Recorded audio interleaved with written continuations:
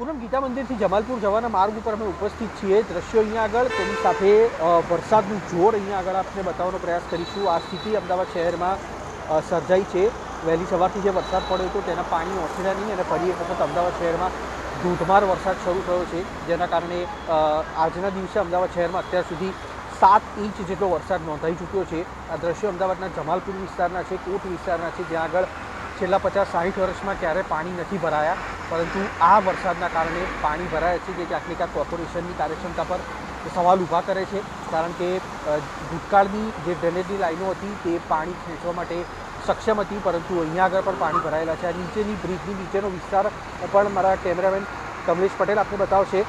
જે એએમટીએસ ભવન તરફ જવાનો માર્ગ છે તે આખો અત્યારે પાણીમાં ગરકાવ છે અને ત્યાં આગળથી એક પણ વાહન ચાલકો પસાર ન થઈ શકે તે પ્રકારની પરિસ્થિતિ છે।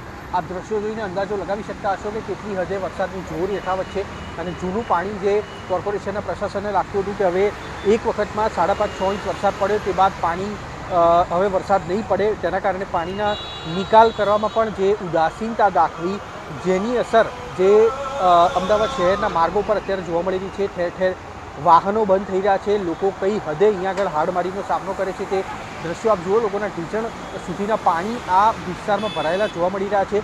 જે પરિવાર અહીંયા આગળ ચાલતું આવે છે, 3 જણા એકબીજાના સહારે ચાલતા આવી રહ્યા હોય તે પ્રકારની પરિસ્થિતિ અત્યારે અહીંયા આગળ જોવા મળી રહી છે। મુશ્કેલી સમાન વરસાદ અહીંયા આગળ અને અનેક લોકો છે તેના વાહનોને નુકસાન થયા છે, જેના કારણે તેઓ અત્યારે પ્રતીક્ષા કરીને ઊભા છે કે ક્યારે આ વરસાદ છે તેનું જોર ઓછું થાય તો તેઓ અહીંયા આગળથી પોતાના વાહનો લઈને નીકળી શકે।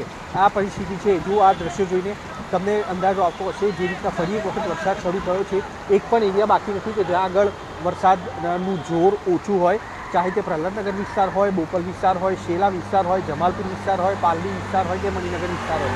આ પ્રકારની પરિસ્થિતિ છે। 3 લોકો અહીંયા આગળ એકબીજાના સહારે જતા નજરે પડી રહ્યા છે, જેની પરથી અમદાવાદ શહેરમાં વરસાદની સ્થિતિ અંગેનો તાગ આસાનીથી મેળવી શકાશે। હજી પણ કાળા ડિબાંગ વાદળો અમદાવાદ શહેરમાં છે, જેને જોતા અમદાવાદ શહેરમાં આગામી 2 થી 3 કલાક વધુ વરસાદ પડે તે પ્રકારનું અનુમાન છે।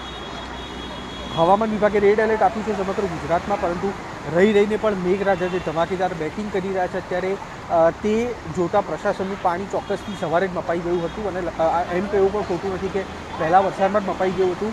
પરિવાર અહીંયા આગળ નીકળ્યો છે નાના બાળક સાથે, પરંતુ હવે વ્હીકલ બંધ થઈ ગયું છે અને જેના કારણે હાલાકી તમને ભોગવવી પડી છે। ક્યાં જવાનું હતું તમારે? હવે હેરાનગતિ થઈ રહી છે અહીંયા આગળ જ પાલડી જવાનું હતું, નાના બાળકને લઈને પણ નીકળ્યા છો તમે? હા, હોસ્પિટલ જવાનું। હોસ્પિટલ જવાનું? અચ્છા, બીમાર? હા, એડમિટ છે।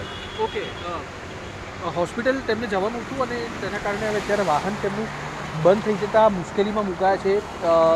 રિક્ષાઓ ઠેર ઠેર બંધ થવાની પરિસ્થિતિ છે, બસો ઠેર ઠેર અટકી જાય તે પ્રકારની પરિસ્થિતિ છે। સવારે પણ પરિમલ ગાર્ડન વિસ્તારમાં એક બસ ખોટકાતા 25 જેટલા મુસાફરો છે તે લોકોને સાવચેતીપૂર્વક બહાર કઢાયા હતા। 2 યુવાનો અહીંયા આગળથી આવી રહ્યા છે, તેમનું વાહન બંધ થઈ જવાની પરિસ્થિતિ સર્જાઈ છે।